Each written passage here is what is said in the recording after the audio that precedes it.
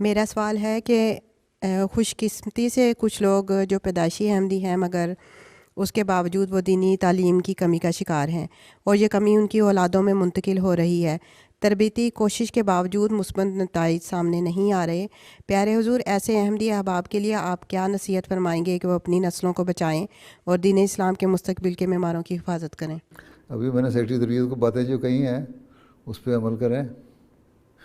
ایسی عورتیں ہیں جن کی دینی تربیت کمزور ہے، ان کی خود تربیت کریں، اور ان کی لڑکیاں اور بچے جو ہیں ان کو ذیلی تنظیمیں سنبھالیں، بچوں کو خدام الحمدیہ سنبھالے، لڑکیوں کو لجنہ سنبھالے، تربیت کرے، ان کی اپنے گھروں میں تربیت کریں۔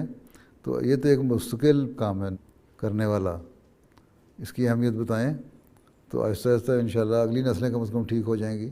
یہ اگر نہیں بھی تو اگلی نسلیں ٹھیک ہوں گی۔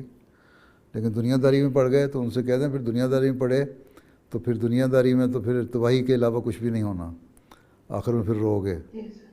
ٹھیک ہے، پیار سے محبت سے ذاتی تعلق پیدا کر کے، ذاتی رابطے کر کے ایسے لوگوں کو سمجھانا چاہیے۔ پہلے ہی میں کہہ چکا ہوں، ذاتی رابطے کرنے کی کوشش کریں۔ تھوڑی سی تعداد ہے لجنہ کی آپ کی، تو ان کے حساب سے اگر ذاتی رابطے قائم کریں تو بڑے آرام سے ہو سکتے ہیں۔ ایسا مسئلہ ہی کوئی نہیں، چھوٹی سی جماعت میں تو بہت کام ہو سکتے ہیں۔ بڑی جماعتیں ہوں جن کی ہزاروں کی تعداد ہو، وہاں تو مسائل پیدا ہو سکتے ہیں۔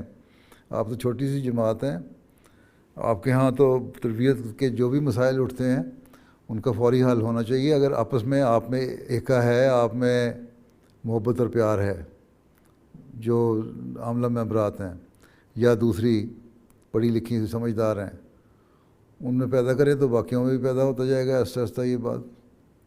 یہ تو سارے کام جماعتی کام جو ہیں، ہمارے پاس فورس تو کوئی نہیں، فوج تو کوئی نہیں، سختی سے نہیں ہو سکتے، پیار اور محبت سے ہی ہونے۔ یہی اللہ تعالیٰ نے حضرت صلی اللہ علیہ وسلم کو بھی فرمایا تھا، قرآن کریم میں یہی حکم ہے کہ پیار اور محبت سے کام لو اور ان کو قریب لاؤ، تو یہ تمہارے قریب آ جائیں گے۔ سختی کرو گے تو دور بھاگ جائیں گے۔